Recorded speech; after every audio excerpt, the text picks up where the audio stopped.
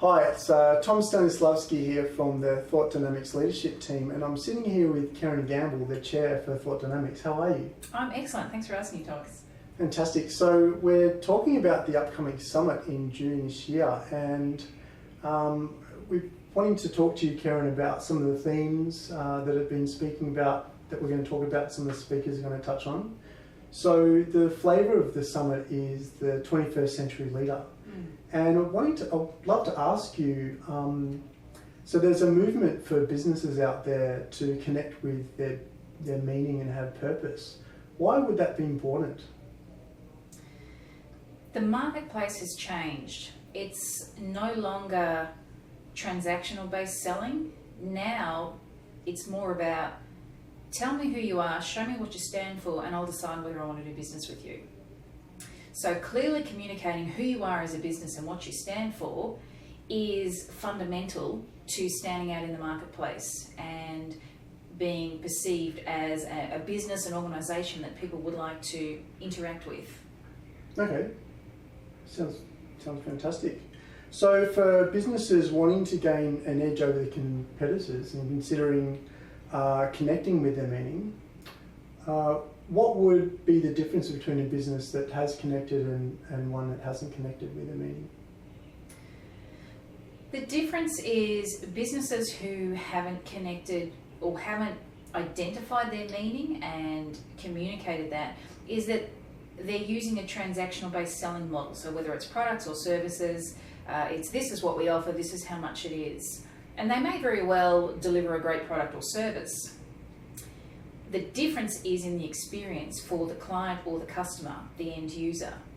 There will be a much more impactful experience for their client or customer, and they will feel the authenticity of what the business stands for, the business identity, the business character, and who they are.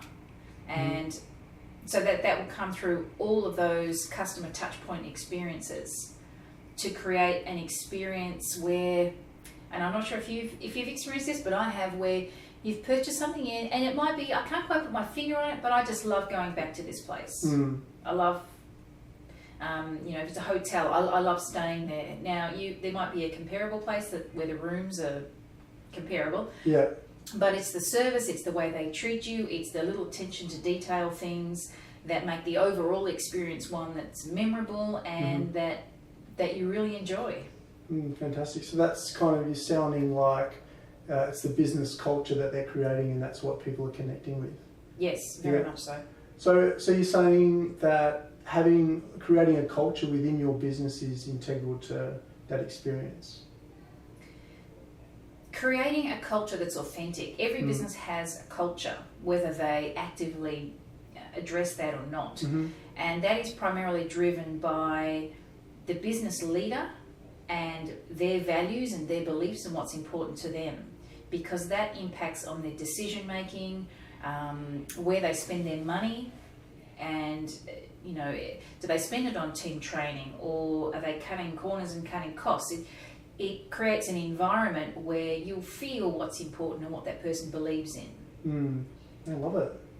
It's kind of like what Apple are trying to do, and like Zappos, for instance, at TCI, they've modelled the Zappos company culture, so that kind of thing is what you're talking about.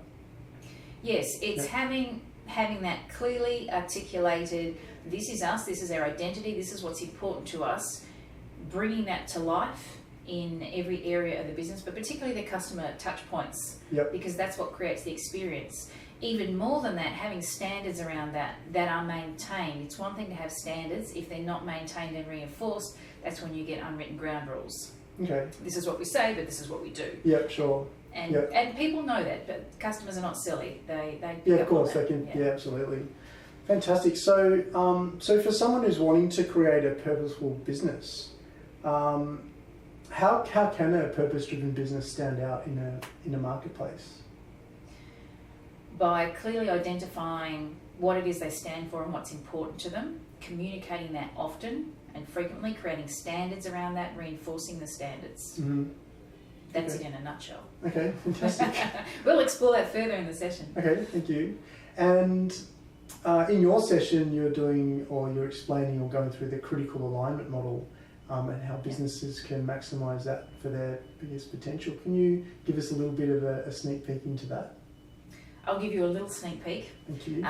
Without giving everything away, we will be exploring the critical alignment model. So we will be unpacking it, the different dimensions of it, exploring why those dimensions are important, what they are specifically, how you incorporate these into your business, whether that's a single person business or a larger organisation. The same, it's contextual, so it applies to all business sizes. And who you are being as a business or an organisation, how to bring that together. We will be doing some fun activities where each person in the room will experience the power of the critical alignment model and have a bit of a play with it. So we'll be having a bit of fun, and that's all I'll say on that. Awesome. All right. Thank you for your time. Really appreciate it. You're welcome. Thanks, Thomas. Really looking forward to the summit. Yeah, me too. Thank you. Thanks, everyone.